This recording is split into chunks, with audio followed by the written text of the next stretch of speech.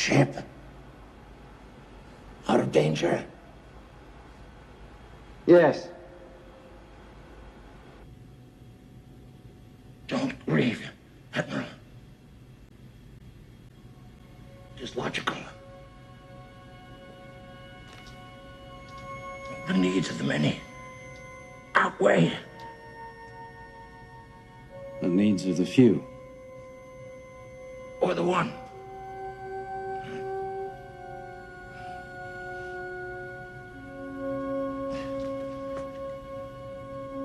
I never took the Kobayashi Maru test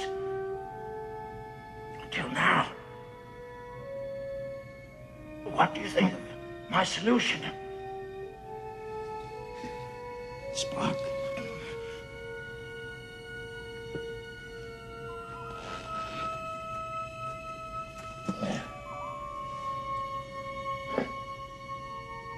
I have been, and always shall be, your friend.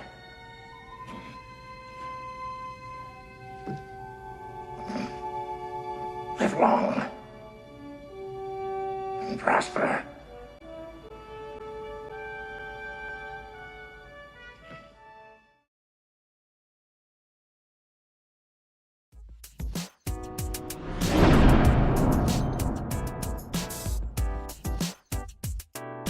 You're listening to Foundations for Founders, a podcast about startups and life and everything in between. Hey everybody, welcome to another edition of Foundations for Founders. I'm Dan in Post Falls. I'm Angel in Seattle. What's going on, man? How you been? Dude, not too bad at all. It's been a pretty busy week. Lots going on. A lot of changes with my 9 to 5. And, yeah, man, that's about it. I did take some time away this weekend to ride the motorbike. That was cool. That's awesome. A lot of fun, yeah. So, That's got awesome. a new helmet. That's exciting. It's like 3 pounds lighter than my other one, so I'm pretty excited for it. That's cool. Yeah, what about you? Well, I was going to ask, did you get a Star Wars helmet? Because I saw that picture roaming around the No, internet. I did not. No, those are. I think that I would get pulled over for that because face shields of variant different colors in this state they're not big fans of. They want you to have clear shields and stuff. And I mostly ride with a clear but mirrored shield, which is not tinted, so I think I can get away with it. But that would draw an awful lot of attention. Although they are sweet looking. They are super cool. It'd be nice But just no, for on a shelf, you know? Just Yeah, right. yeah. But well, I mean, we're talking like some of those like Arise and stuff are like $500, $600 and stuff like that. So that'd be a pretty expensive ornament set. Well, maybe once the champ gets bigger. Yeah, we'll see. Yeah, there you go. Well, that's cool, Unbox man. them all for Christmas. There you go. That sounds Right there. awesome. No, well, that's cool, man.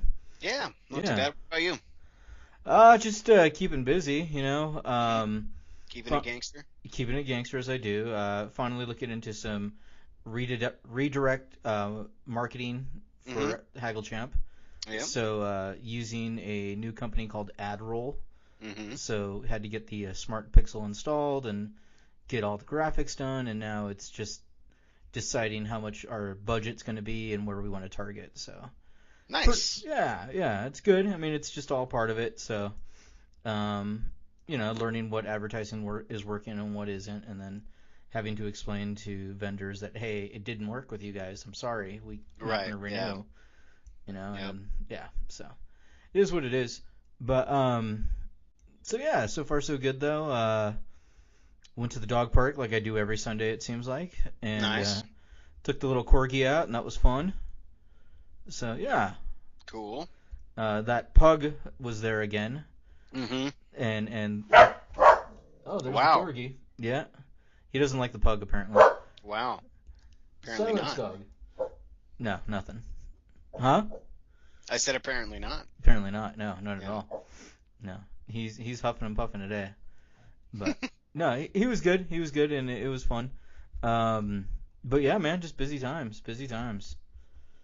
So it's nice. Well, awesome, dude. Well, we are here. We We're are here. for the nation. I guess real quick, we should tell people how they want to get a hold of us if they want to be in on the on Foundations for Founders. Yeah, for sure. How's that done? Well, we've got a Twitter account We do. FFF_nation. That's true.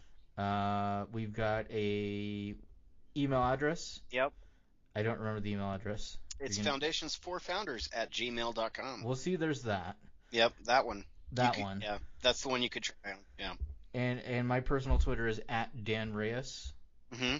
I'm at AngelAspects21 on the Twitterverse. That's me. Right on. Right Yeah. on. Well, we've got a bunch of stories. We do. And then we're going to talk a little bit about net neutrality. Mm-hmm. So we should probably just get into our stories. Yeah, net neutrality and Right. the women who love them.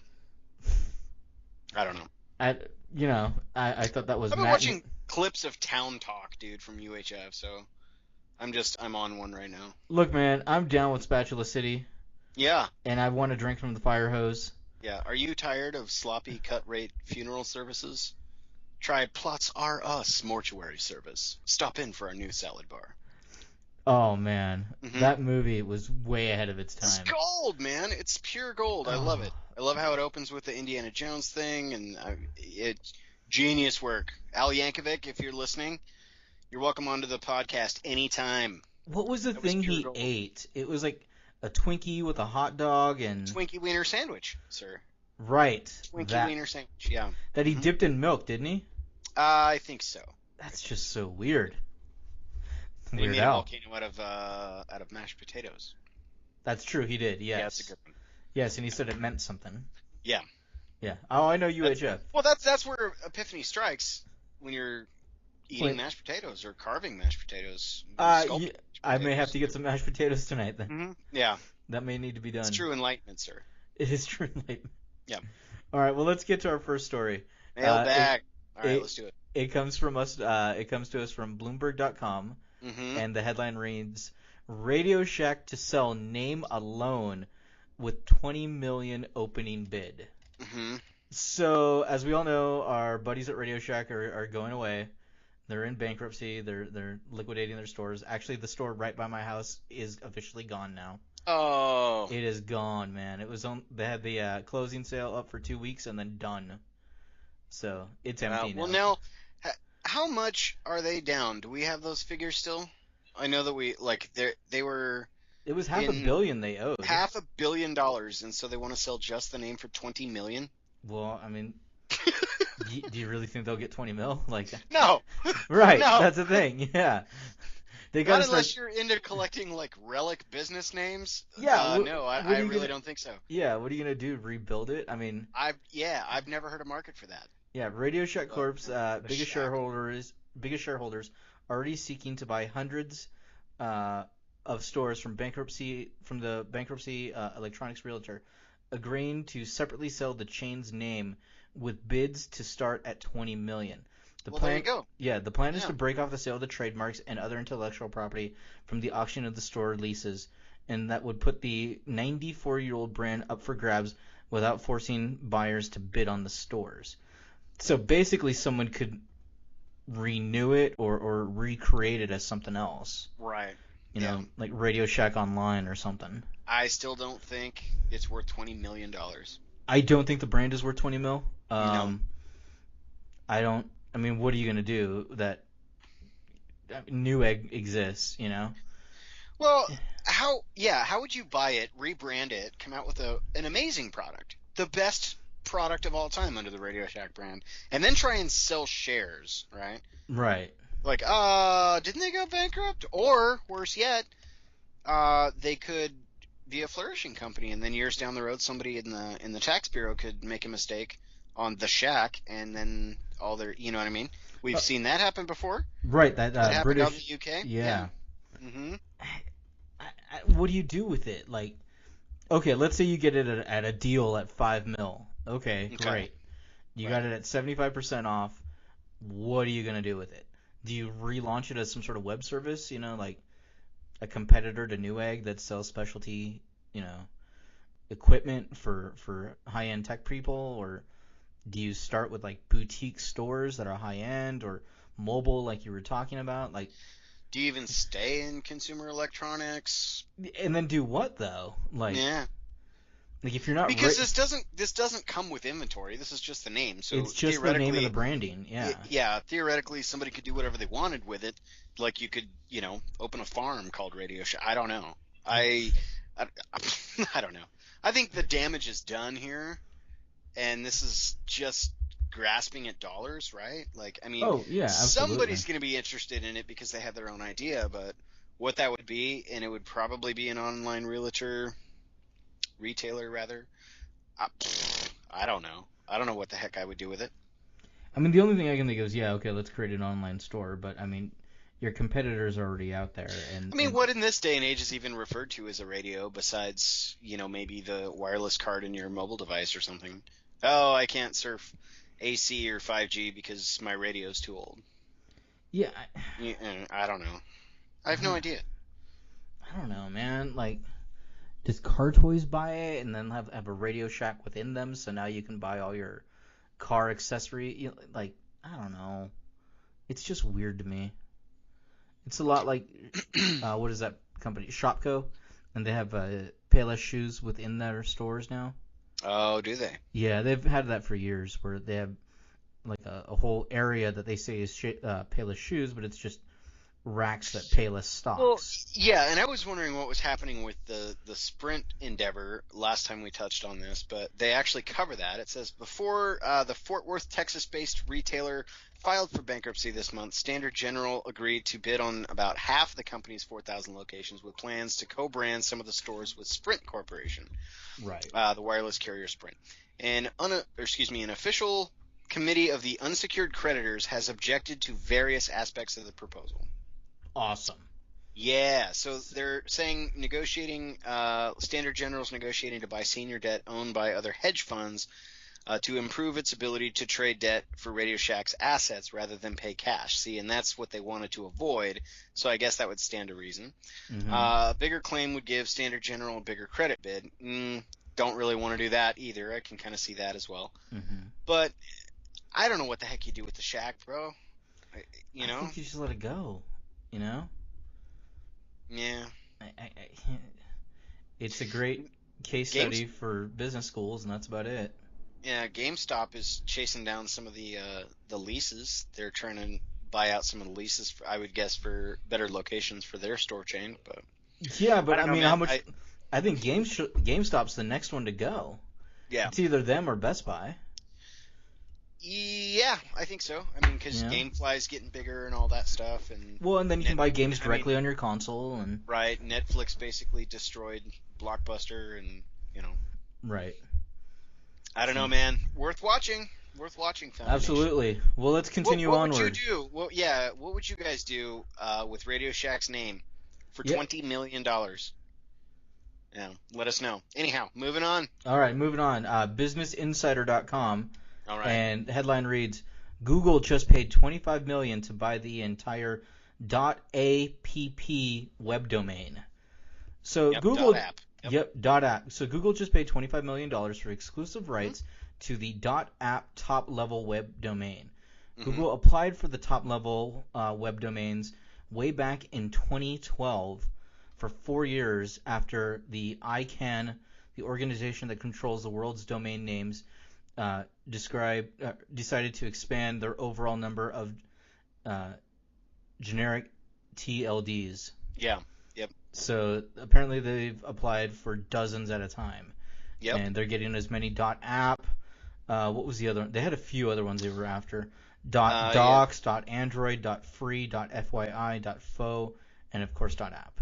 Yep. So. Mm-hmm. Yeah, man.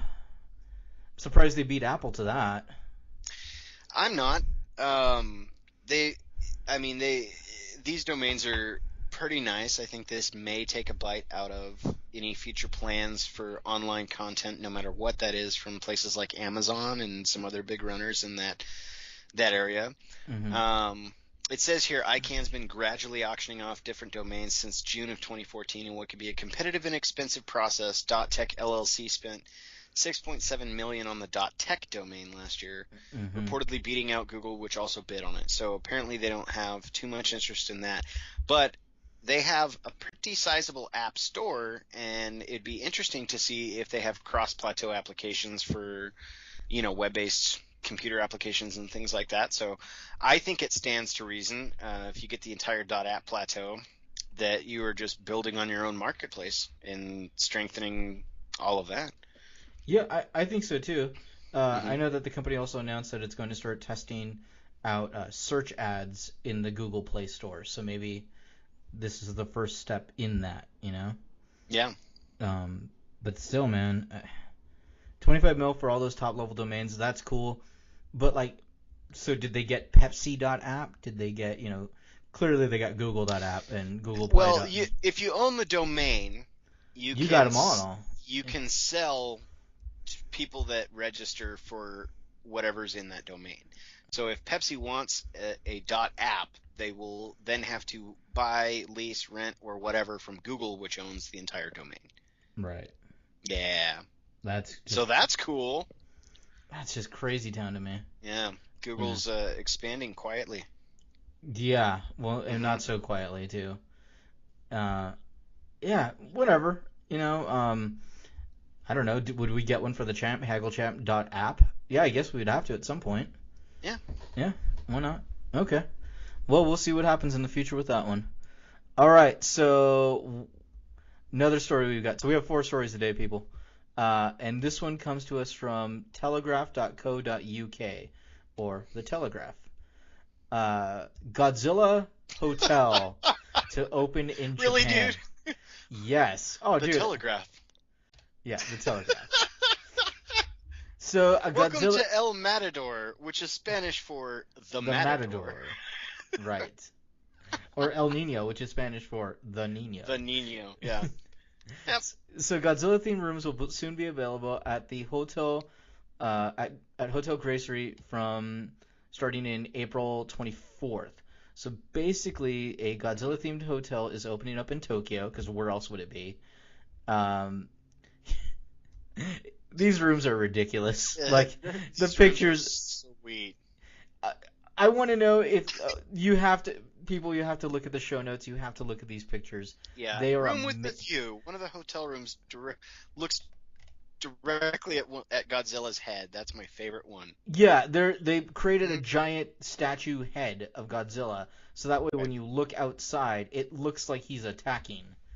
I would wake up screaming. Right? Yeah. My other favorite one is the inside of the room. That looks like there's a giant hand hovering over the beds. Yeah. I don't know if that hand, is it a picture, or is it actual, statued hand that just sticks out over it? Yeah, it looks like a statued hand, and that is terrifying. It's just a big claw hanging over the top of what looks to be a very quaint little 2-bedroom suite. Here's the thing, I think. 5 years from now, the back of that hand is going to be covered in dust because nobody's going to clean behind it. Oh, you'd be surprised at how crazy they get with having to clean those rooms. One would hope so, but just for only $334 a night, you too could experience Godzilla. Yeah. Well, that's weekdays. It's $417 on weekends. Excellent. Because why not? Yeah, the giant kaiju statue's there. There's one in the room. Apparently he's facing a window. Sure. Well, he's just having a look outside. I guess, why? Come on, Japan. Mm-hmm. You had the earthquake. You had the nuclear scare. You really want to test your fate with a kaiju hotel, aka Godzilla? Hey, man. It's money. That's true. That being said, I've got 3 friends who are dying to go to Japan for this thing. There you go. That's why. Yeah, that's why. Yep. All right, and now the last of our news story. This comes to us from Food Beast. Their headline is, exclusive Taco Bell testing Captain Crunch donut holes stuffed with milk icing. Yep. My personal headline is, Taco Bell continues to make stoner food. Yeah. So, basically, Taco Bell is continuing their trend of getting things and smashing them together. So, much like the Doritos Loco Taco, which combine Doritos and tacos, they are now combining Captain Crunch and donut holes. Yeah. And it's got apparently a Captain Crunch Crunchberry exterior coating. It's a donut hole, and inside is milk frosting icing within the middle of the donut hole. So it's like a breakfast dessert in a sense. Now this is a beta thing though. This is not coming to a Taco Bell near you. It is coming to a Taco Bell in Bakersfield, California for now. Right. And I think you're going to see where that goes. Yeah. So apparently in sets of 2 for $1 or a dozen of them for $4.49. That it looks frightening when you look at it in the photograph. It looks terrible. And I'm gonna try one. I know. See, I know you want one. I know a bunch of other people want one. Yeah, man, I do not know. Like, I don't think food is supposed to be that electric looking. Which we've had this discussion before about the broccoli, but right. Man, oddly the same color. Yeah. Yeah. And the thing is, that's what they look when they're trying to be all dressed up. How are they going to look actually? You know? Because you know these are the pretty pictures. So what are they going to look like? Kind of like smushed, and they're not going to be like flaky like that, you know? Yeah. You know the Crunchberry stuff is going to be at the bottom of the bag, and it's going to be a donut hole, like icing milk inside. Yeah. So I don't know. I mean, is the donut hole like supposed to taste like a Crunchberry? Yeah, it probably would, because it's covered in Crunchberries, like crushed up on the outside. It looks like. Well, it looks like one of those party cakes, just in donut hole fashion, filled with frosting on the inside, and then covered in Crunchberries. It's a cake pop without the stick. Yeah. Right. Yeah. Right. That's what it is. Man, Look, I'm not saying it's a bad idea. All I'm saying is I wouldn't eat it. But that's me, you know? Like, yeah, I would probably have to try one for the sake of trying one, but it's not something I would probably go out to go eat, I don't think, because that looks like a heart attack. Well, I think between that and the Doritos taco, right, like, you know, and then they have that exclusive Mountain Dew flavor. You think that'll be a big hit here in Washington and maybe other places like Colorado for no reason? Oh, I don't know why, but sure, yeah, absolutely. Maybe. Might be a preferred. Yeah. Yeah. I could totally see that. I hope it's part of the breakfast menu because, you know, why not? Why wouldn't it be? It's cereal, basically. It's a cereal ball. So, sure, why not? Well, so that's all of our stories for the first segment, but we've got a pretty interesting discussion topic afterwards. Yeah. After the break, we're going to be talking about net neutrality and what does it really mean. Yeah. So, awesome. Rampant speculation after the break. Buying a used vehicle can be very stressful, but HaggleChamp.com makes it much easier. At HaggleChamp.com, all you have to do is tell us what make, model, and year that you're after, and we'll alert our dealer network. Our dealers will give you their offer, and you can declare your #1 contender. That's the offer you like the best so far. This then re-notifies the dealer network and encourages them to give you an even better deal. It's free to use, so head over to HaggleChamp.com. That's HaggleChamp.com.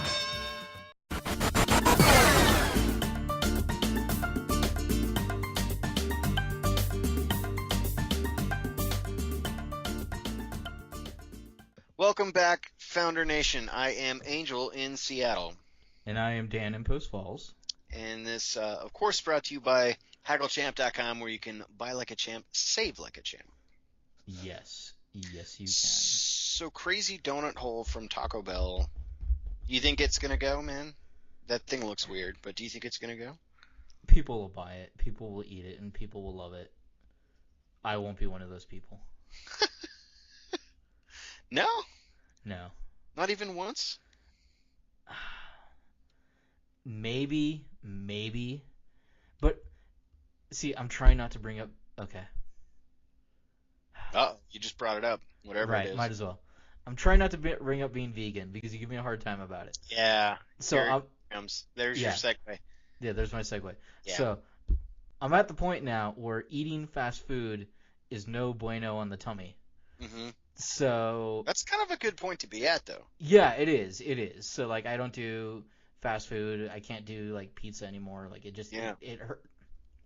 it hurts way worse than what it's worth.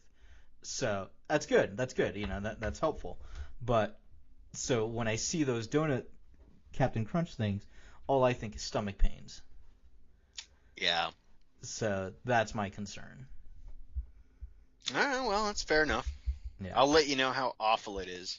Yeah, as you like are like, buy me another dozen. No, I don't think I could do that, man. Even if I did like them, I don't think I could eat to excess like that because, tummy ache, I'm sure. Yeah. All right, so the moment everyone's been waiting for. The rampant We're going to speculation. get into the hot topic, the rampant speculation, net neutrality. Absolutely. Yeah. So I figured I would start off with what is net neutrality? What does it mean for me? All right. Okay. Yeah, go So for it. a few frequently asked questions. USA Today posted all these up too. This is directly from the FCC. Okay. So net neutrality or open internet is the principle that internet service providers or ISPs should give consumers access to all legal content and applications on an equal basis without favoring some sources or blocking others.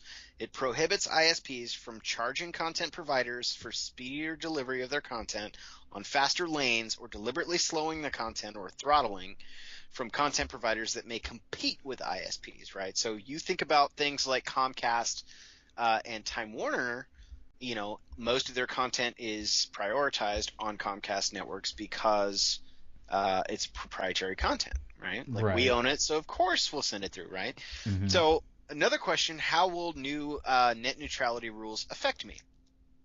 The regulations are aiming to ensure that all of the internet content that you want to access, be it streaming video, audio, or other material, will be treated equally by ISPs. Another goal is to give startups and entrepreneurs access to broadband networks without undue influence from the internet service provider. All right, so that's all well and good, except for if it is treated, and this is the common topic that everyone beats to death.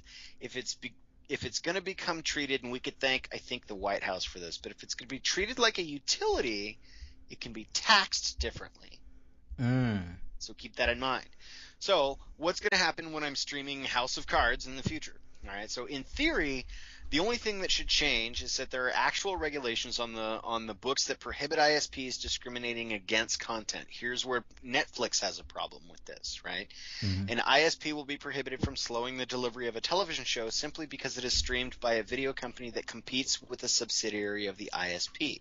Point in case, Time Warner Comcast as an example versus Netflix and their original programming. Doesn't mean that everyone gets the same level of internet service. Okay, that's another misconception.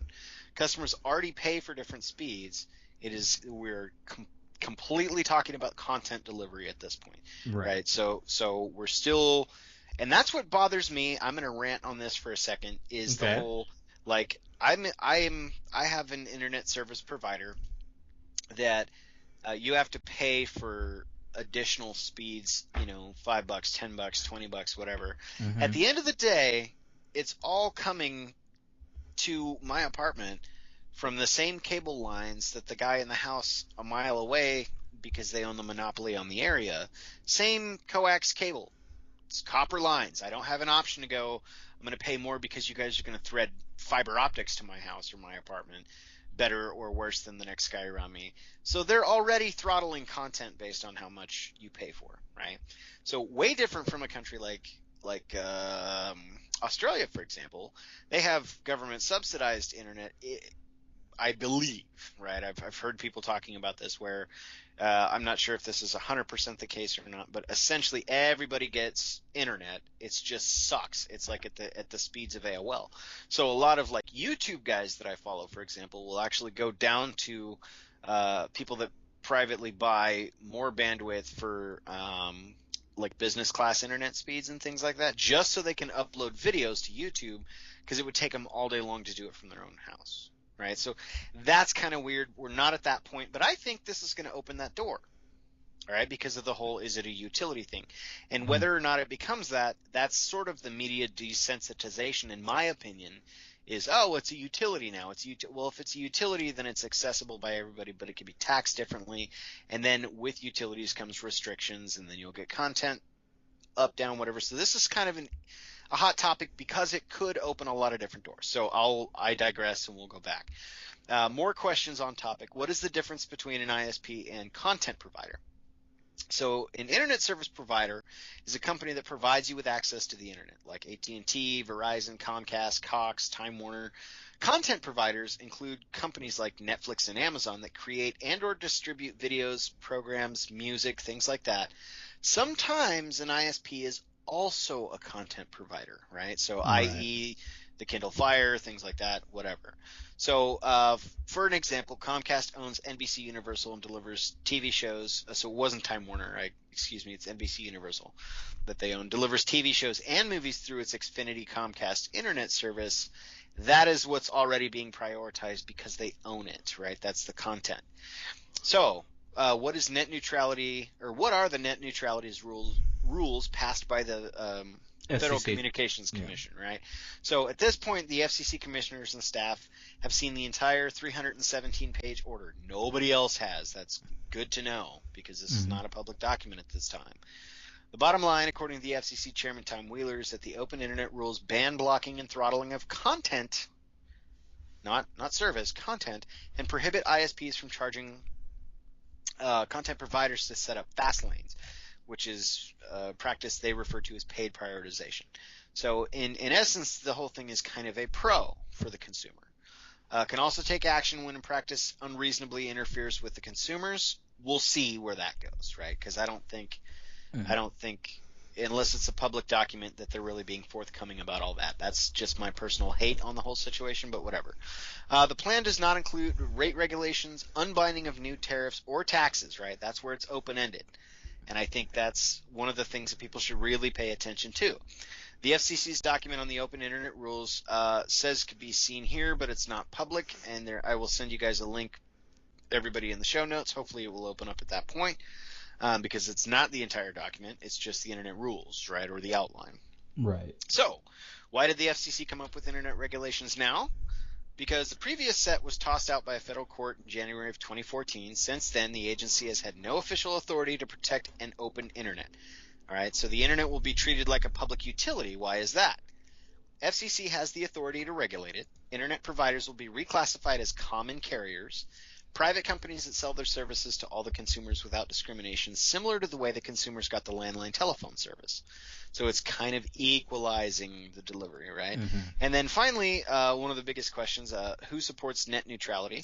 Content providers, Apple and Google among them, support the net neutrality and the rules that were passed Thursday. They say consumers are already paying for the connectivity and they deserve to get quality experience, right? Many consumers support the idea of rules to protect the openness of the internet. More than 4 million people filed public comments, FCC, about net neutrality, more than any other issue that it's handled. And some of those filing were trade associations and companies, but all of the majority were average people supporting net neutrality. What they failed to tell you about Apple and Google being big supporters of this is, the Android App Store and iTunes being, both an ISP and a content provider. That opens their market share a little bit. And then who are some of the opposers?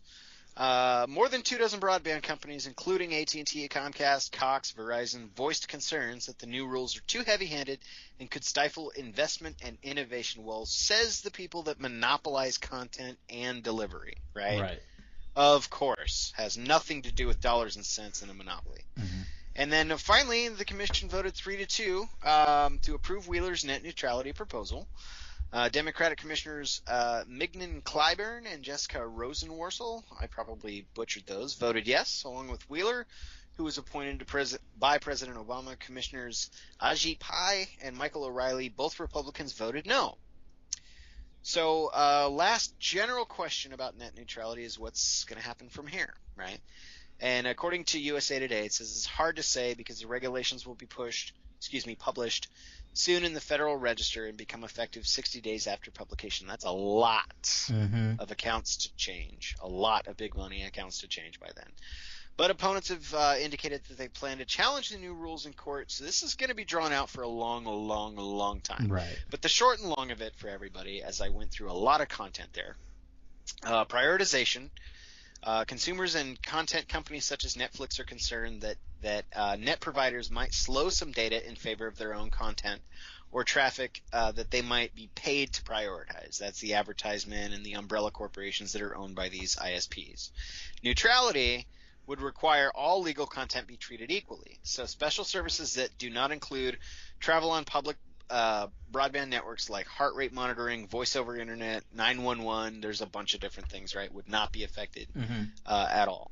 But I don't know, man. Like, having said all that, and that's an awful lot to go through as far as what is and what happened, right, and some common questions. You've got some stuff.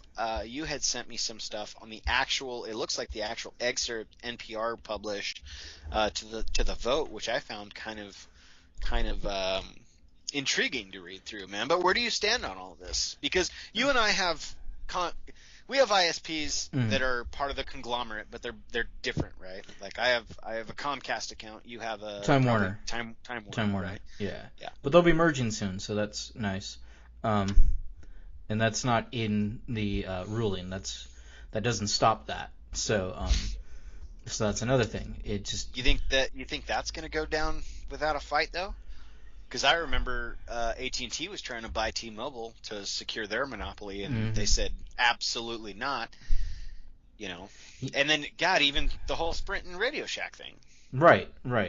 I mean, that's trafficking bad debt, but whatever. I don't know, man. Comcast is such the evil empire right now. At least that's how people see them. So like, I'm thinking about Verizon's reaction to all this, where Verizon sent out their press release entirely in Morse code. Did you hear about that? No. Yeah, their whole press release is in Morse code to show how antiquated the new net neutrality laws are. Like, they were just really upset. So it's pretty funny. So I love the idea of some executive saying, yeah, we'll tell how we're disappointed. Oh, okay, we'll send out the press release. Do it in Morse code. What? That's clever. Yeah. I like that. Yeah. I like that. That's some shit I would pull, dude, if I was Yeah. If I was that seriously, it'd be like, all right, let's try out this voice over carrier pigeon protocol we worked out a few years back. Yeah, exactly. So the vote was 3-2, so it was a close vote with the FCC. Well, yeah, with the presidentially appointed FCC chairman voting yay on his own proposal. Right. So yeah, right. We could call it a split if you really wanted to. But yeah, so we'll post this NPR article that has the whole breakdown and everything. But what do you think, man? What do you think about that? I mean, because you probably only get two different service providers for your content, right? You have your cell phone and you have your home ISP. Right. That's all I got. Yeah. So that's all you got. Yeah. And that's going to be for most households, I think. I'm also the same way. I'm also the same way. We'll just say that's a standard for me as well. So I mean, I'm not happy with the speeds. I pay for a higher speed, right? And 9 times out of 10 I don't get it, and then I have to call them and say, hey, what's going on? And then suddenly my speed increases. Weird, you know. Yeah. And I've had to make that call a couple times, you know, a few times, maybe once every couple months. I'll notice it dropping down, and then I'm like, hey, what's going on? Oh, sorry about that. And then for a while there, I was having this deal where it just wouldn't work for like 3 hours out of the day. Right. And I was like, what's going on? And you know, I had to go buy a new router, and I had to buy a new wireless system. Like, what'd you get? I went through the exact same thing. Yeah. Very recently. Yeah. What'd you end up getting? I got a Linksys or. Yeah. Yeah, and it's working fine. You know. You doing just like broadband at 2.4 or 5 hertz? Do you roll with the AC? Are you future proofing? No, I didn't future proof at all. I just 2.4 hertz. Yeah, I've got 2 lines now. I've got one that ports out for media for streaming a little bit faster. So it says whatever. You know, I've got the 5 hertz. Yeah. Like okay, yeah. Yes. Yeah, no, I'm rolling the same thing too. I like it. Yeah, I mean, might even have the same one. I got like a Motorola Surfboard, the newest one or whatever. Oh, right on. Yeah, it's not too bad. I think, and that's a problem. That's a consumer problem with an ISP for sure. You know, but I mean, you take that up in claims on a business level, you're likely to get reimbursed, you know, or prorated or whatever the case is. I tried to do that, and they would not budge. So whatever. See, and that's common practice, right? Like I know that Comcast rebranded Comcast to be Xfinity on their ISP side of things because they were renowned for horrible customer service. Right. Right, and so they worked really, really hard at that. And I can say, having spoke to them, and like day job is being an IT professional, right? So a lot of this stuff is just like, I've done this, that, and the other thing. Just try this, and then if that doesn't work, either send me a tech or we got to get new equipment, right? So I try and streamline the process for these people as much as possible. But yeah, aggravating, right? Like that stuff happens all the time. But I can say they've done a lot better since being Xfinity, since the last time I had a Comcast account in a different part of the country. But I mean, that's consumer stuff. But I mean, as far as content delivery goes, like, what are your thoughts on this? Because this could open up a lot of different doors, and I feel maybe I'm jumping the gun or a little too conspiracy theorist here, but I feel like this is going to open up a lot more dollars in revenue from a utility taxation standpoint.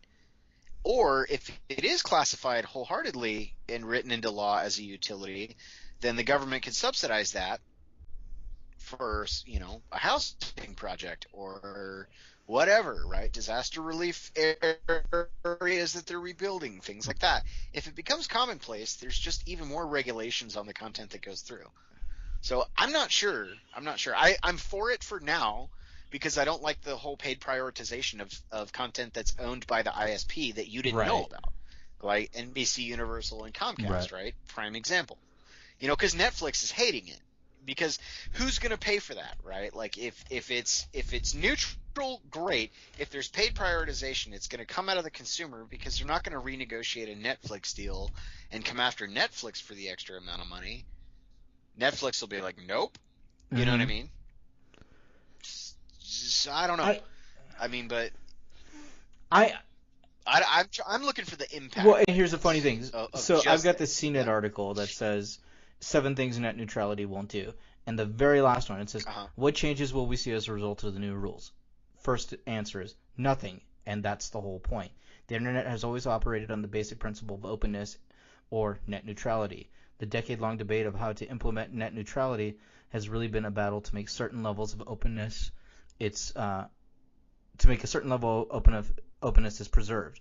The way to preserve it is to establish the rules of the road that let the ISP, consumers, and innovators know what's allowed and what's not allowed on the net.